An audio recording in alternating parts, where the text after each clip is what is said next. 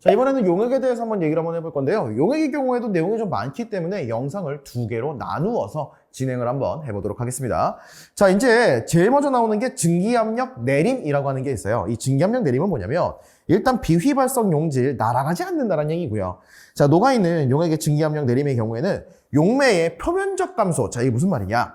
자, 원래 이게 만약에 물이라고 한번 생각을 해봅시다. 물 분자들이 원래 다 이렇게 있었겠죠? 자, 그런데 그 중에서 일부가 질로 바뀐 거예요.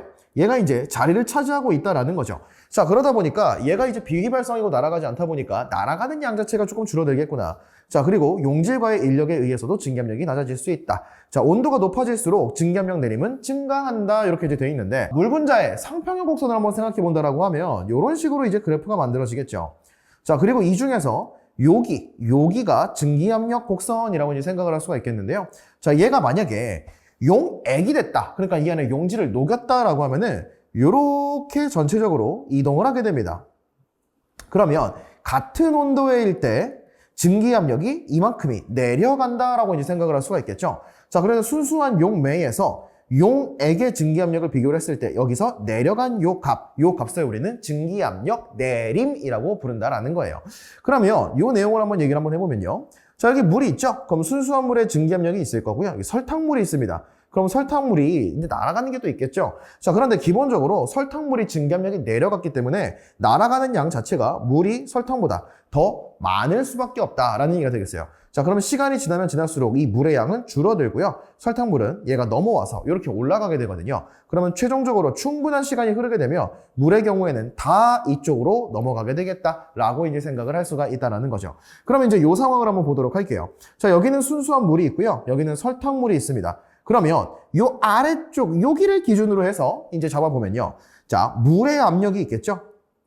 자, 이 물의 압력이 있을 거고요. 자, 이 값은 수온의 높이 그리고 설탕물의 압력, 이걸 증기압력이라고 이제 볼 수가 있을 겁니다. 자, 그래서 이런 식으로 이제 정리할 수가 있을 거예요. 자, 그러면 물이라고 하는 게 용매고 설탕물이라고 하는 게 용액의 증기압력이 되겠죠. 그러면 용매의 증기압력에서 용액의 증기압력을 뺀 값, 이게 H가 되는데 이 값을 우리는 증기압력 내림이라고 부를 수가 있겠다. 자, 그래서 이런 상황이 만들어지면 요 수은기둥의 높이차 H가 증기압력 내림이 되겠구나 라고 판단을 할 수가 있다는 것이죠. 자, 조금만 더 디테일하게 한번 보도록 하겠습니다. 자, 여기 라울의 법칙이라고 하는 게 있는데 이 증기압력 내림을 그러면 어떻게 구할 수 있을 것인가? 자, 여기 보시면요. 용매의 종류와 몰 분율에만 영향을 받는다라고 되어 있는데 이 몰 분율, 요거를 이제 잘 보시면 돼요. 그럼 이 몰 분율도 두 가지로 한번 생각을 해볼 수 있는데 자, 일단 증기압력 내림이라고 하는 건 순수한 용매의 증기압력에다가 용질의 몰 분율이 됩니다. 자, 그러니까 몰 분율이라고 하는 건 용매의 몰수와 용질의 몰수의 합, 자, 그러니까 전체 몰수 분의 용질의 몰수, 요렇게 이제 판단을 할 수가 있다라는 것이죠. 자, 그러면 여기 용액의 증기압력, 이건 어떻게 구할 수 있느냐라고 하면은 용매에다가 용매의 몰 분율을 곱하면 용액의 증기압력을 구할 수도 있어 라고 판단을 하시면 된다는 건데 요 두 가지 다 기억을 하시고 계시면 되겠습니다. 그러면 이제 문제가 만약에 이렇게 나왔다라고 한번 해볼게요.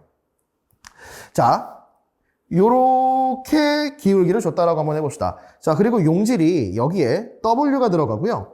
여기에 이제 EW가 들어갔다라고 한번 생각을 해볼게요. 자, 그리고 여기가 뭐 100이라고 한번 생각을 해보겠습니다. 자, 그리고 여기서 이제 증기압력. 자, 이제 이 친구를 몇이라고 해볼까요? 얘를 98이라고 한번 해볼까요? 자, 그 다음에 이제 이 친구가 X다. 그럼 이 X가 얼만데? 이런 문제가 나왔다라고 한번 생각을 해보겠습니다. 자, 그러면 이제 이거 한번 구해보는 거예요. 자, 결국에 지금 여기에서 2도만큼 내려갔거든요. 그러면 이제 요거를 요 방식으로도 이제 구할 수 있고 요 방식으로도 구할 수가 있습니다. 그러면 얘를 한번 써보도록 할게요. 자, 용액의 증기압력 자체를 알고 있으니까 여기를 한번 꺼내 볼게요. 자, 98이라고 하는 값은 용매의 증기압력 100이 되겠죠? 자, 여기다가 용매의 몰 분율이 되는 거니까 자, 몰수, 물이라고 할게요. 용매를 물의 몰수에다가 얘가 몇 몰인지 모르죠? 그래서 얘를 K몰, 2K몰이라고 생각을 하면 K몰 이렇게 될 거고 여기에 물 이렇게 이제 넣어주면 될 겁니다. 자, 그러면 얘를 이제 조금 더 쉽게 구하는 방식에는 뭐가 있을 거냐면 이렇게 이제 넘겨주는 거예요. 그러면 얘가 100분의 98이 되겠죠? 우리한테 필요한 건 어차피 비율이기 때문에 얘를 그냥 98 분자로 잡아버립니다. 그러면 얘가 98이 되고 얘가 2가 될 거니까 요게 2였구나 라고 이제 생각을 해주면 된다라는 거예요. 자, 그러면 이제 요 x를 한번 꺼내보도록 합시다. 요 x라고 하는 거는 순수한 용매, 여기다가 물의 몰수에다가 2K가 들어갔겠죠? 자, 그리고 여기에 순수한 물, 이렇게 이제 만들어진다라고 이제 볼 수가 있겠네요. 자, 여기서 구한 값을 그대로 이제 넣어주면 되는 거죠. 얘가 이제 98 넣어주시고요. K가 2였으니까 여기다가 4를 넣어주고 여기다가 98 이렇게 넣어주면 되는 겁니다. 자, 그러면 X가 얼마가 되겠어? 102분의 9800 이런 식으로 이제 만들어서 X를 꺼내줄 수가 있겠다. 자, 이거를 방정식을 실제로 풀려고 하면은 매우 귀찮거든요. 그래서 이런 식으로 비율 관계 이용을 해서 예쁘게 꺼내주시는 게 팁이라고 볼 수가 있겠습니다. 자, 그러면 이번에는 요 내용을 한번 보도록 하죠. 자, 여기에 설탕물이 있어요. 여기도 A라는 설탕물, B라고 하는 설탕물인데 농도는 다르겠죠. 자, 그러면 결론적으로 증기 압력이라고 하는 거 누르는 힘 이렇게 될 거니까 요걸 기준으로 보게 되면 A의 증기 압력 그리고 B의 증기 압력에다가 H를 더한 것과 이게 같다라는 거니까 A가 B보다 크구나라는 걸 이제 확인할 수가 있겠습니다. 그럼 증기압력 내림이라고 하는 건 순수한 용매에서 감소하는 거잖아요. 그러면 증기압력이 작으면 작을수록 증기압력 내림은 더 심했겠구나라고 볼 수가 있는 거니까 A보다 B가 증기압력 내림이 더 심했을 거야라는 걸 알 수가 있어요. 그러면 여기 물의 상평형 곡선이 이렇게 있다라고 한번 생각을 해봅시다. 자, 그러면 A라고 하는 친구가 증기압력 내림이 덜한 거죠. 그래서 얘를 요렇게 삼중점까지 이제 같이 옮겨주시면 요런 식으로 이제 그래프의 상평형 곡선이 만들어질 거고요. 자, B라고 하는 친구도 이제 만들어 보면은 요렇게 된다라고 볼 수가 있겠습니다. 그럼 여기에서 지금 우리는 뭘 한 거예요? 증기압력 내림을 만든 거죠. 이게 A의 증기압력 내림일 거고 요게 B의 증기압력 내림이 될 겁니다. 그럼 만약에 1기압이 여기라고 생각을 했을 때 끓는 점을 물어본다라고 하면 지금 여기가 원래는 끓는 점인 거죠. 그러면 이제 A는 끓는 점이 요렇게 요쪽의 온도로 바뀌게 될 거고요. B라고 하는 건 요쪽의 온도로 바뀌게 될 거니까 증기압력 내림이 많으면 많을수록 끓는 점은 더 많이 올라갔구나 라는 것도 확인할 수가 있겠죠. 자, 그래서 A보다 B가 끓는 점이 더 높다라고 이제 볼 수가 있겠습니다. 그러면 이제 이 내용을 가지고 바로 끓는 점 오름으로 한번 가보도록 하겠습니다. 자, 끓는 점 오름과 어는 점 내림이라고 되어 있는데요. 자, 끓는 점이라고 하는 건 대기압과 증기압력이 같을 때의 이제 온도라고 이제 볼 수가 있는 건데, 자, 끓는 점 오름과 어는 점 내림. 자, 고체 용질을 녹였어요. 그럼 순수한 용매에 비해서 끓는 점은 용매보다 높아지고 어는 점은 용매보다 낮아진다라고 이제 되어 있습니다. 자, 그러면 이 내용을 다시 한번 상평형 곡선을 가지고 한번 얘기를 해볼게요. 자, 이제 이런 식으로 조금 과격하게 한번 그려보면요. 여기가 만약에 1기압이었다라고 하면은 이때의 온도가 어는 점, 요때의 온도가 끓는 점이라고 볼 수가 있겠죠. 그래서 여기가 1기압이었다라고 하면 여기가 0, 여기가 100 이런 식으로 이제 만들어져 있을 거예요. 그러면 내가 여기다가 용질을 넣었다라는 거예요. 그러면 이제 이 친구가 이런 식으로 그래프가 바뀌게 됩니다. 그러면 끓는 점은 어떻게 돼요? 올라갔죠?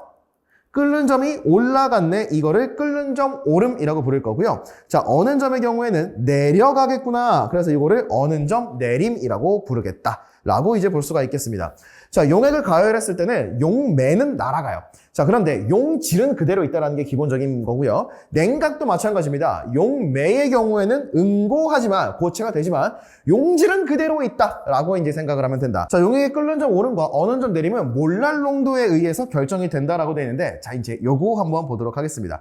자, 우리가 화학에서 퍼센트 농도 그리고 몰 농도 이제 얘기를 했었습니다. 이번에는 새로운 농도, 몰랄 농도를 들고 오는 건데, 자, 이 몰랄 농도 소문자 M이라고 쓸 거고요. 용매 1kg에 녹아있는 용질의 몰수. 그래서 매 질량분의 질 몰수. 요거를 이제 우리가 몰랄 농도라고 부르겠다라고 되어 있는 거죠. 자, 예제를 보면서 한번 얘기해 보도록 하겠습니다. 자, 포도당 18g 이게 용질의 질량이 나와 있고요. 용매의 질량이 나와 있네요. 자, 그러면 이제 이 친구를 몰로 바꾸면 0.1몰이 되겠죠? 포도당의 화학식량이 180이니까요. 자, 물이 250g에 이만큼이 녹아있다라는 겁니다. 그러면 얘가 1000g일 때는 어떤데? 라고 한번 해보면 이 친구가 4배가 됐잖아요. 그러면 이제 이 친구도 4배가 돼서 0.4몰이 녹아있겠죠? 이거를 우리는 0.4 몰랄 농도라고 부르겠다라고 보시면 되겠습니다. 자, 이것도 한번 해볼게요. 자, 20%의 에너지총액의 몰랄 농도를 구해라. 그러면 바닥길에 툭 던져버리면 갑자기 헷갈리기 시작하는데, 자, 별거 아닙니다. 자, 20%라고 하는 거는 용액이 100g이 있을 때 그 안에 들어있는 용질이 20g이다. 요거를 이제 우리는 퍼센트 농도라고 이제 표현을 하잖아요. 그러면 얘를 이제 몰수로 바꾸게 되면요. 화학식량이 40이니까 0.5몰이다 라고 이제 생각을 할 수가 있겠네요. 그런데 몰랄 농도는 용매의 질량이지 용액의 질량이 아니거든요. 그러면 용액이 100이고 용질이 20이라고 되어 있으면 용매만의 질량은 80g이다 라고 이제 표현을 할 수가 있겠네요. 자, 그럼 이제 이 친구가 80일 때 여기에 0.5몰이 들어있는 것이니까 얘를 1000g, 왜 많이 됐어? 1000g, 1kg이죠. 이렇게 이제 바꾼다라고 하면은 몇 배죠? 12.5배인가요? 그러면 얘가 6.25, 뭐 이렇게 만들어지겠네요. 자, 그래서 6.25 몰랄 농도다. 이런 식으로 표현해 줄 수가 있다라는 것이죠. 자, 그러면 이 몰랄 농도라고 하는 게 끓는 점 오름 및 어는 점 내림과 어떤 관계가 있느냐라고 했을 때 이 공식이 요거 있잖아요. 끓는 점 오름은 델타 TB라고 이제 표현을 할 건데 이게 보일이죠. 보일링이죠. 자, 그러면 KB, 이 몰랄 오름 상수라고 하는 거에다가 몰랄 농도를 곱할 거고요. 자, 어는 점 내림이라고 하는 것은 자, 얘는 KF, 요게 어는 점 내림 상수입니다. 자, 여기에다가 몰랄 농도를 곱해서 구하겠다. 끓는 점 오름 상수와 어는 점 내림 상수 같은 경우에는 보통 문제에서 제시를 하거나 문제를 통해서 우리가 구해내야 됩니다. 그러니까 상수라고 하는 건 말 그대로 정해져 있는 것이고 여기다가 몰랄 농도를 곱하는 걸 통해서 우리가 구할 수 있다는 건데 조금 조심해야 되는 건 얘는 오름이고 얘는 내림이거든요. 그러니까 내려간다라는 건 작아진다라는 거죠. 그러면 끓는 점 내림이 생겼다라고 하면 그 값을 구한 다음에 원래에서 빼줘야 된다라는 거. 요것만 조금 생각하시면 그렇게 어렵지 않게 문제를 풀어낼 수가 있겠습니다. 자, 그래서 요거는 아까 전에 했던 내용과 같은 거죠. 그래서 끓는 점은 올라가고 어는 점은 내려가고 이렇게 된다라는 건데 자, 만약에 얘가 1몰랄 농도 수용액이 있다라고 한번 해볼게요. 얘가 이제 포도당입니다. 그러면 물이 있고 포도당이 있는데 1몰랄 농도죠. 그러면 여기에서 몇 도가 올라가? 0.52도가 올라가겠죠. 그러면 방금 전에 우리가 봤다시피 끓는 점 오름이라고 하는 값은 KB에다가 몰랄 농도를 곱한다라고 되어 있는데 얘가 얼마가 올라가냐면 0.52도씨가 올라갔어요. 그러면 얘는 KB에다가 1을 곱한 거니까 이게 끓는 점 오름 상수가 0.52구나 라는 걸 이제 우리가 구할 수 있다는 얘기고요. 같은 맥락으로 어는 점도 한번 마찬가지로 한번 보면요. 자, 어는 점 내림 상수에다가 몰랄 농도를 곱할 건데 1.86도가 내려갔대요. 그러면 1.86만큼이 내려갔고요. 그러면 KF에다가 1몰랄 농도가 들어간 거니까 이 KF가 1.86이구나 라는 거를 확인할 수가 있다라는 거예요. 자, 그러면 포도당이 만약에 2몰랄 농도 수용액이 됐다라고 하면 여기서 구한 요 오름 상수에다가 2를 곱하게 되면 1.04가 오르겠죠. 자, 마찬가지로 어는 점도 1.86이었는데 2몰랄 농도라면은 그 효과가 2배가 되겠다라고 이제 표현을 할 수가 있겠습니다.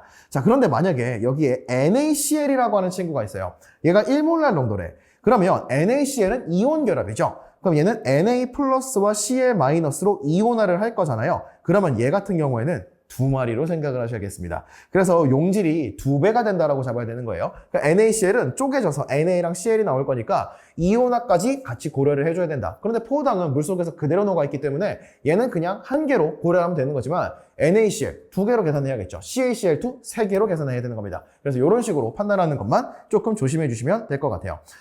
자, 그러면 이제 끓는 점 오름과 어는 점 내림을 이용해서 분자량도 이제 구할 수가 있다라고 되어 있는데, 자, Xg의 용매에다가 분자량이 M인 용질, Yg이 용해되어 있는 묽은 용액에서 분자량 M을 어떻게 구할 것인가 라고 되어 있습니다. 자, 그럼 이거 보시면, 자, 이거 끓는 점이라고 볼게요. 자, 끓는 점 오름이라고 하는 건 상수에다가 몰랄 농도를 이제 곱하는 거죠.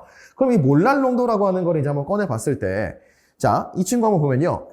Xg의 용매라고 돼 있죠? 용매가 Xg입니다. 자, 그리고 용질이 Yg이 들어있어요. 그러면 얘를 일단 몰수로 바꾸면 분자량분의 Y몰 이렇게 되겠죠? 자, 그리고 얘가 용매가 Xg입니다. 그러면 이제 우리는 또 뭘 바꿔야 돼? 이 용매를 1000g으로 바꿔야겠죠? 그러면 분모가 몇 배가 된 거야? X분의 1000배가 된 거니까 얘는 M분의 Y 곱하기 X분의 1000몰이다 라고 이제 생각을 할 수가 있는 것이고요. 그럼 요거를 우리는 몰랄 농도라고 이제 부른다라는 거죠. 자, 그래서 요거를 요렇게 정리해 놓은 겁니다. 자, 그러면 얘를 이제 다시 한번 넘겨주게 되면, 자, 분자량은 어떻게 구할 수 있느냐? 내가 알고 있는 용매의 질량에다가 끓는 점 오름, 요건 이제 곱해주고, 그리고 천, 그 다음에 상수, 그리고 용질, 질량, 이렇게 놓을 수 있다는 건데, 이거는 공식을 외운다라기보다는 문제를 보고, 아, 이런 방식으로 접근을 해서 분자량만 예쁘게 꺼내면 되는구나. 그래서 요렇게 어떻게 바꿔나갔는지 요 과정만 잘 기억하고 계시면 되겠습니다.